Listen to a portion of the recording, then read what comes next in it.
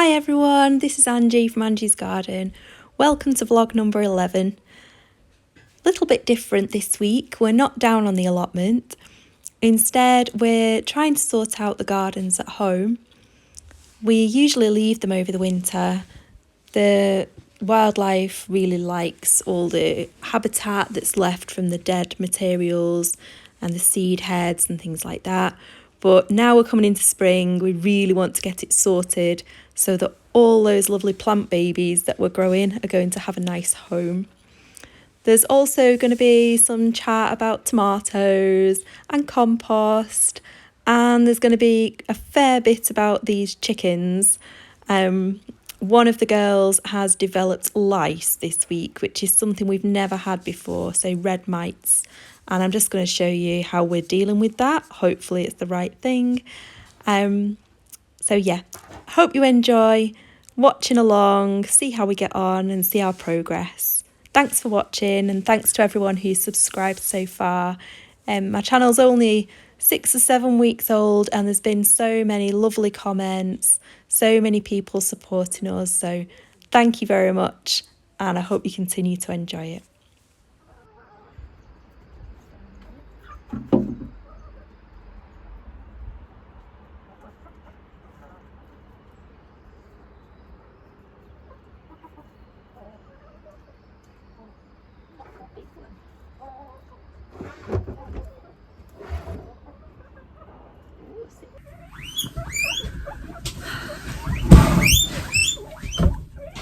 What's this?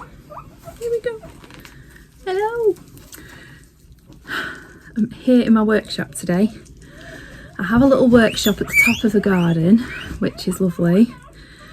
It's mainly full of lots of junk that we don't want in the house, but I also share it with these little cuties.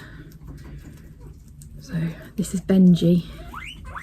This is my son's guinea pig, and the squeaking or weeking you can hear in the background is Amelia, my daughter's guinea pig. And they're super, super cute, aren't you? Having a little dandelion treat today. Oh, there he is. Say hello. Are you saying hello? Yeah. They're super cute. Are you going to go back now to Amelia and have your snacks? Yeah? Come on then. Hello, you want some as well? There you go. So, today I've come up here to have 5 minutes peace, and I'm just going to sow, well, not sow, I am going to sow. I'm going to sow some 9-star broccoli seeds, which I saved last year, and I'm also going to pot on some chillies. So these are the chillies that I've been growing in my little grow box in my cupboard that I made with my grow lights, and they're doing okay, and they're starting to get some true leaves. So the true leaves are the second set of leaves, and that means that they are ready to be potted on. Also, they're really close together in here, which is not really ideal. So to save on space, I was going to pot them into these pots, and eventually I will, but to save on space in my grow box at the minute, I'm going to grow them into here. So it's just a bit more compact. Another thing I like to do for potting on is to save, if you buy any flowers at this time of year, they often come in these little carriers, which is super handy, especially if, like me, you're growing in more than one place. So I start things off at home at this time of year, but then I have to transport them to the allotment, which is like 5 miles away. So taking them in these is a bit safer than me balancing pots everywhere. So yeah, topped it. Right, so I'm gonna pop these on and have a little chat. So these, I'm just using one of these lolly sticks. I use it as a label, and then you can use it to lever them out as well. So there we go.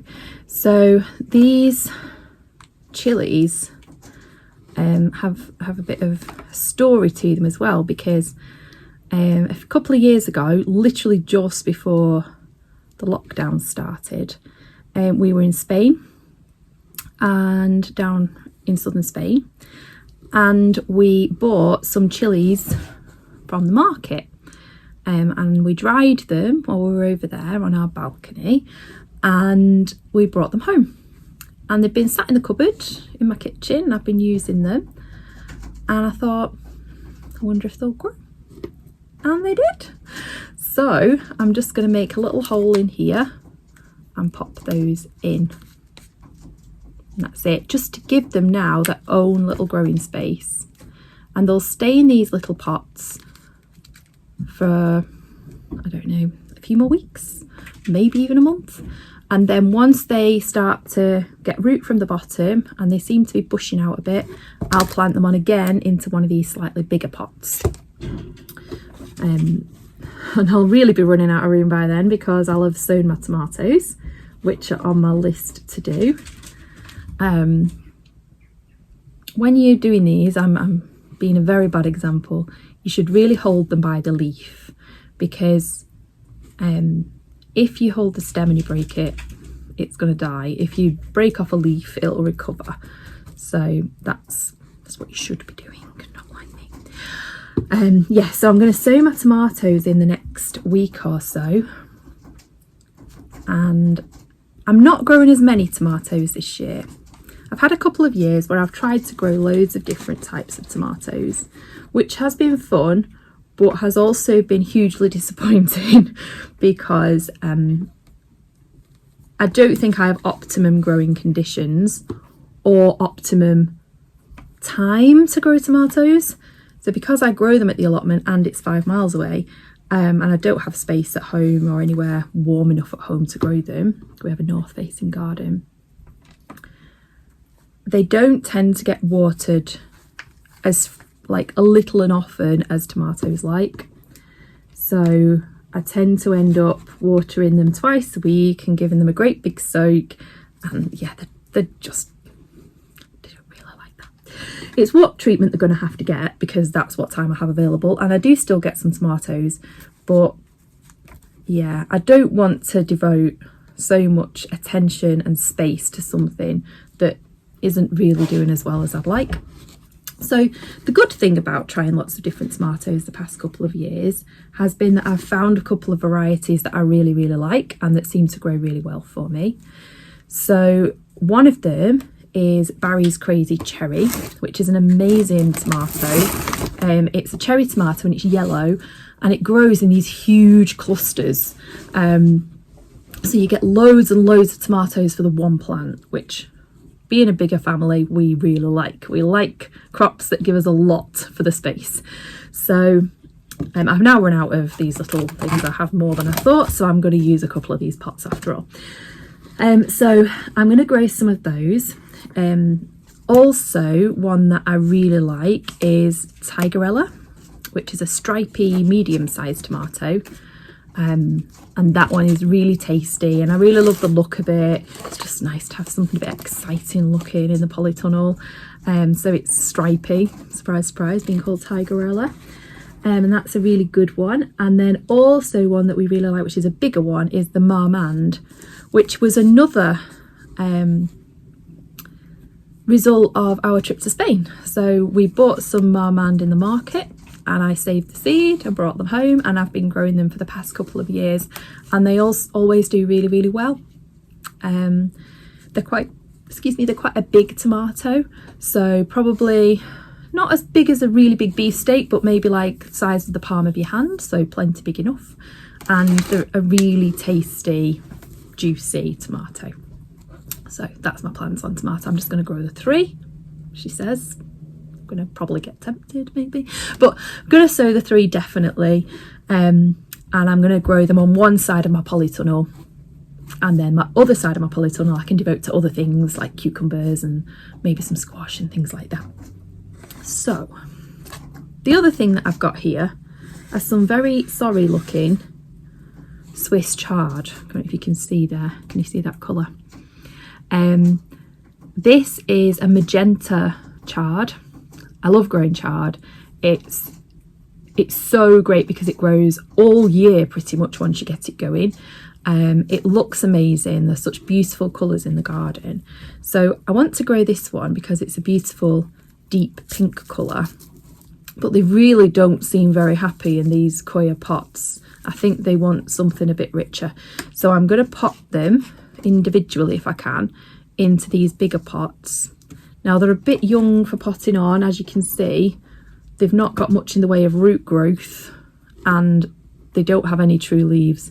So again, I'm not really doing what you're meant to do, but they just don't seem to be doing anything. So they've been at this stage now for about a week, even under the grow light. So I think I'm just going to give them a bit more sustenance in here. So, oops. So it's going in, and I'm going to bury it not too deep, but a little bit deeper than it was in the other pot. And hopefully they'll do it better, because chard, especially this beautiful pink chard, is something I really want on the allotment this year. That one's gone in a bit deeper, but that'll be fine. There we go. And just a little interesting thing, sometimes you get seed and you expect it to be one thing, but you get another. Not necessarily a whole different plant, hopefully, but as in the case of this one, as you can see, I've got one that's the magenta, which is what I was expecting, and then I've got this white one as well, which is still going to be a lovely chard, just not the pink one that I thought I was getting.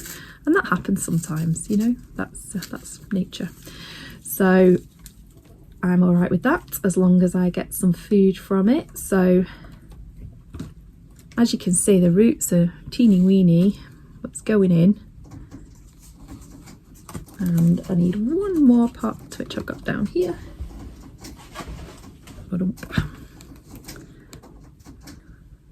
This compost is just some multi-purpose compost. I had it left over from last year. I haven't bought my compost yet properly for this year. I usually buy a ton bag and have it delivered to the allotment, and that tops me up because I haven't been very good at making my own compost.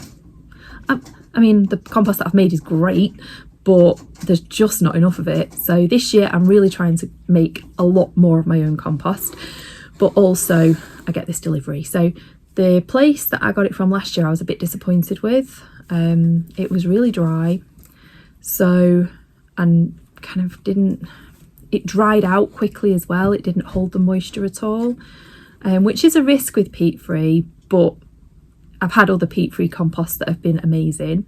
If you've got the money, Dalefoot compost, plug here, I'll tag them below because they are amazing. It's amazing compost.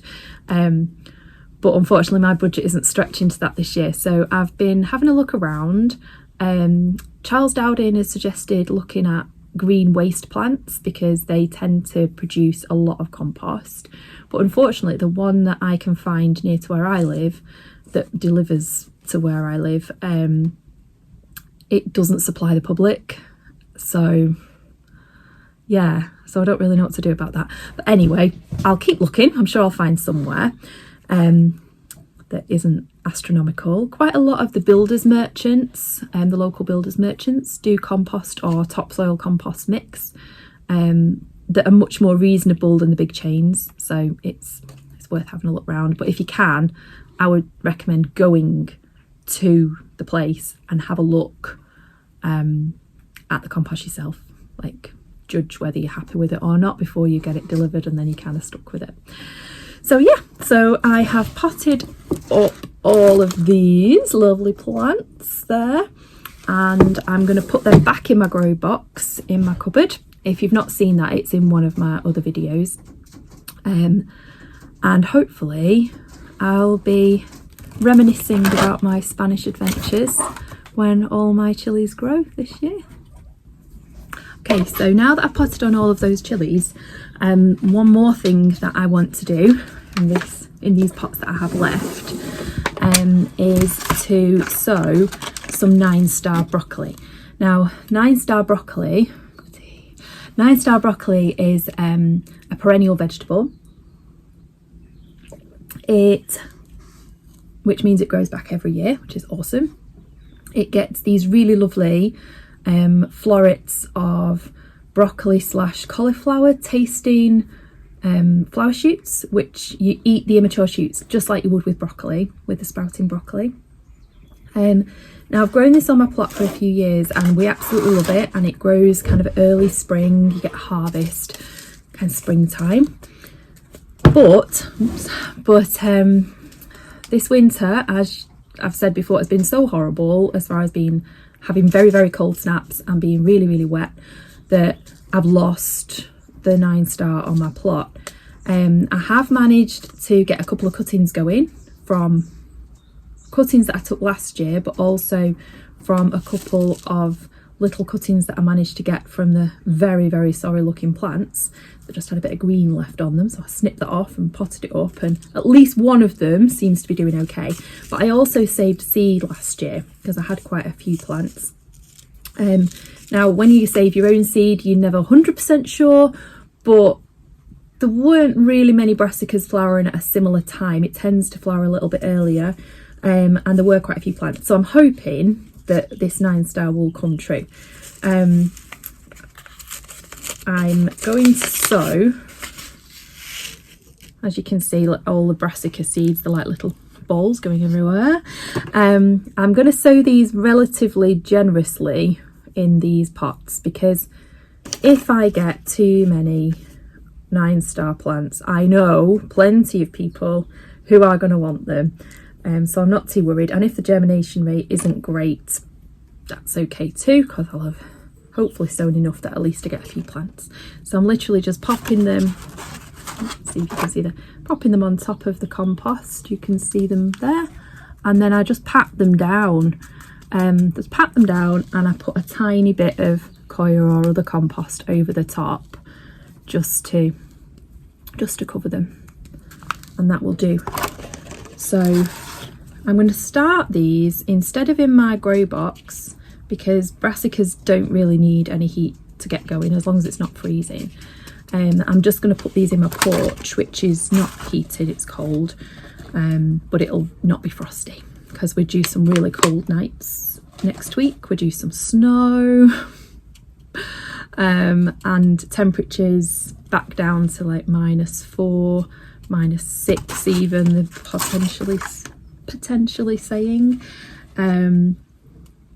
We'll see. I'm hoping it won't get that cold, and I'm hoping it won't snow very much, but who knows. We often get snow in March, so there's every chance. So yeah, keeping these inside for now, but not anywhere warm, so they don't go super leggy, because they don't need the heat to germinate. So yeah, so I've got my little stash there of 9-star seed. We'll see how that goes.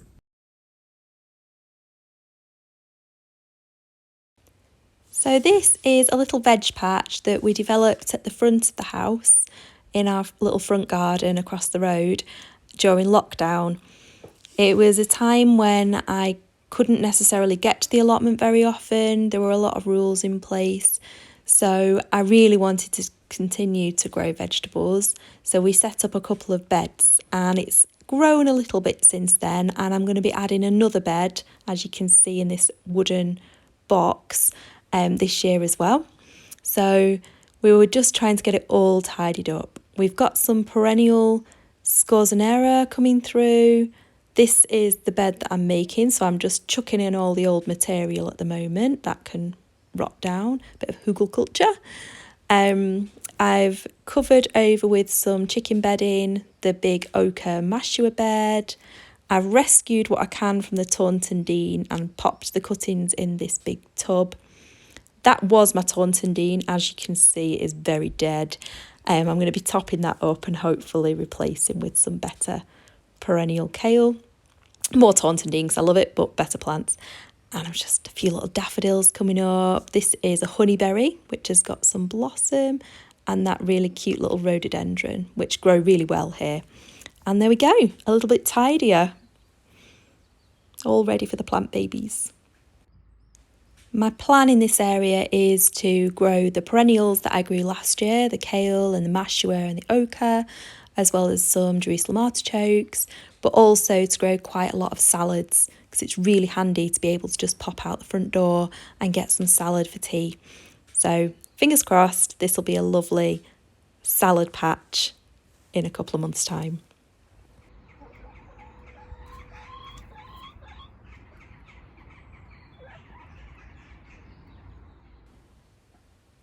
The girls have been absolutely loving the sunshine this week. They've been sunbathing and strutting their stuff around and relaxing in the warmth and having a great time. But we've had a problem that we've never had before, and that has been some red mites, just on one chicken. And it isn't a surprise which chicken, because if there are any problems in our little flock, it's always this one. Artemis is always the one to go broody, always the one who's in trouble with the others, who needs separating. Yeah, she had a broken beak, she's been ill, and now she's got lice. So always the trouble causer, insofar as there's always something wrong. But the loveliest chicken, she's so gentle and so lovely. So I've been giving her some treatment to try and get rid of the lice. They don't seem to have spread to any of the other chickens at the moment. She's not been dust bathing herself, so I'm doing the job for her as best I can, and I'm using diatomaceous earth. Diatomaceous earth, I don't know if I'm saying that right, but if you look it up, I'm sure you'll find it. I'll put a link below. And this is fossilised shell creatures from a very long time ago. And although it feels just soft dust to the touch, to us, it's actually microscopically really sharp, and it kind of scratches away at the waxy exoskeleton or skin of the mites, and they dehydrate and die. So that is the plan. So I'm doing this each day at the moment in the hope that they will disappear. We've given the house a really thorough clean. I couldn't see any mites at all in there. It's a plastic house, so it seems unlikely that they would be able to live in there. I'm just really making sure I get around a vent and the warm areas the most, like under her wings and things.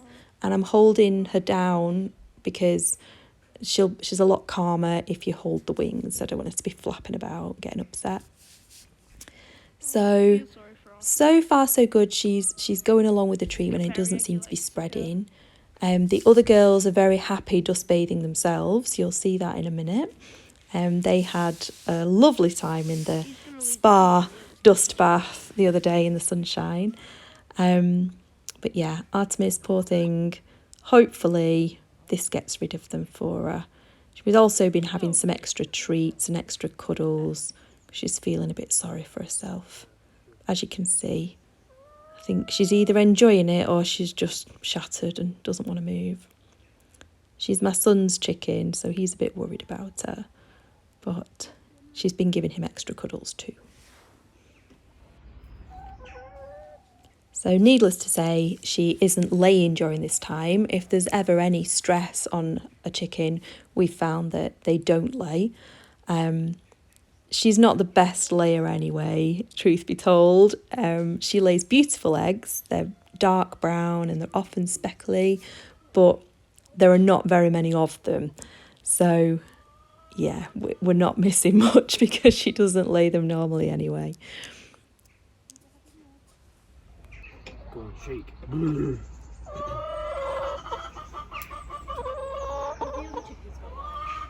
I don't think so, but I'm going to have a check in a minute.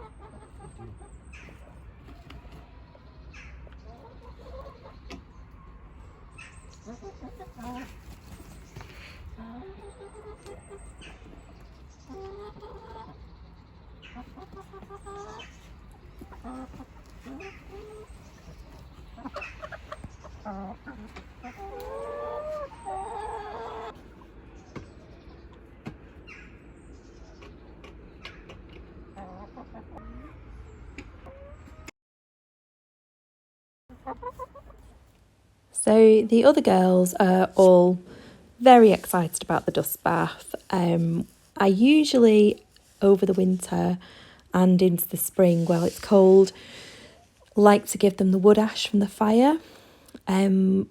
We also mix this with the diatomaceous earth and any compost that's spent and is coming out of pots at this time of year. This, as you can see, is very much the wood ash and the diatomaceous earth. I'm just trying to make it as fine as possible so that the skin really gets a good coating. And when I've been looking under the feathers, that is working. It is having a really good coating on the skin. So fingers crossed that will keep the lice at bay. And hopefully once we get rid of the lice from Artemis, the rest aren't going to suffer from it. So far so good. I love watching the chickens in the dust bath. They're so entertaining. They would love to have it just to themselves, and they get really irritated when the other chickens come along. So I make it as big as possible an area so that a few can enjoy it at once. But I think 4 is probably the maximum in here at one time.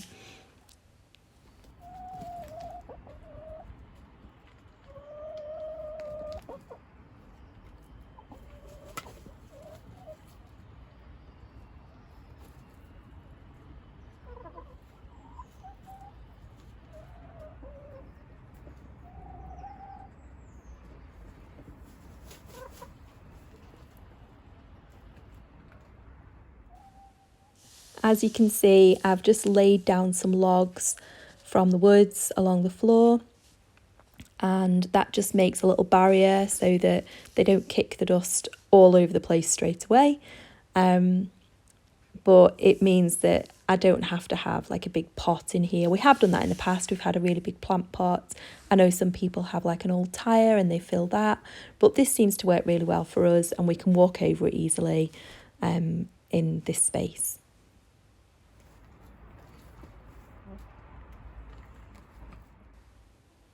The added benefit of the wood ash is that it's a deodorizer, so it makes the coop smell much nicer, keeps the odours down. And having the diatomaceous earth in there is fine for the chickens to peck at. It's actually quite healthy for the chickens. It's good for their immune systems. So yeah, it's a general all-round good thing to have in your chicken run.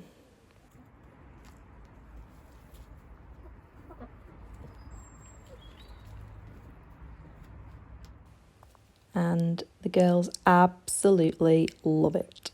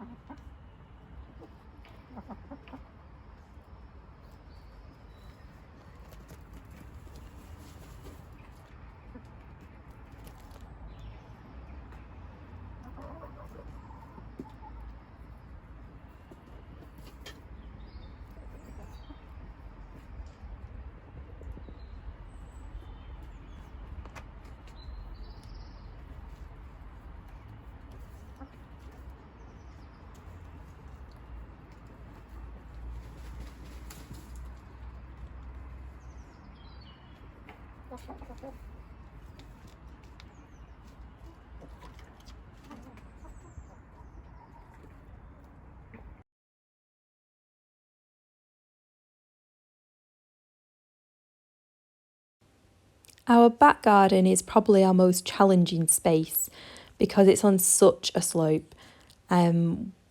We've developed this garden over the years. When we extended the house, we dug out a lot of compost, not even compost, just a lot of rubbish really, to make the space more usable. It used to be tiered, but lots and lots of little tiers. So we've tried to make it into 3 main areas. The patio down at the bottom, then this kind of sloping flower bed, and then a flat area at the top where we have the workshop and a bit of grass for the guinea pigs and a kind of woodlandy play area where the children can just mess about without worrying about making a mess. It is difficult. It's also got really heavy clay, which we try to enrich each year with chicken manure. It's a big job. It needs a really good weed. I've got a few plants in here that have got a little bit too happy and really need kind of reducing massively. One thing that has suffered this winter and is now dead was this giant cordyline, which we've got out. As you can see, it took a lot of digging from the 2 boys and some rope, but we got there and it's now in the compost. It had just rotted, just too cold for that this year. However, now it's out, everybody has told me that they never liked it anyway, so we're going to plant something different in its place. Probably something lower so that we can see through the garden better, maybe some flowers.